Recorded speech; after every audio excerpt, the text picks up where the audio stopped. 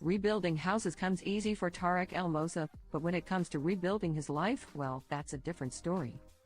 In a new interview published Monday, February 5th, the HGTV star reflected on the darkest time period of his life in 2016, when he was hit with back-to-back thyroid and testicular cancer treatments and a back injury, found himself suffering from anxiety, panic attacks and depression, and ultimately watched his 8-year marriage to Christina crumble before his eyes. "I was a mess for quite a few years," El Moussa recently admitted to a news publication, confessing, "I was on opiates for about a year, Percocet, Dilaudid, Vicodin. Treatments for the flip or flop alum's back injury caused him to lose 75 pounds, El Moussa revealed, stating, "You could see the bones in my chest." In an effort to treat his multitude of troubles, El Moussa started taking testosterone injections, though this decision was the end of me, he shared. "I did not react well to the testosterone and my hormones were all over the place because I had no thyroid. In 2016 my life imploded," he described the spiraling chain of events.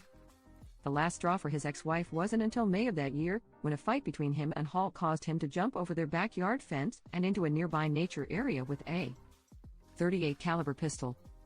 El Moussa said he fled to blow off some steam, however he understood why Hall called the police to report her husband was possibly suicidal. "I knew there was a major problem because inside, I was dying," he realized. "It's so hard to explain. People that are suffering with mental health issues, you can't control it. It's almost like it's out of your hand. And then you throw in the testosterone and the hormones and the pills, and you're just not the same human anymore." Just 7 months later, the dynamic duo announced they were calling it quits on their marriage. "Christina left me and it was heartbreaking," El Moussa recalled. At the same time, looking back 2020 hindsight, I understand why she did.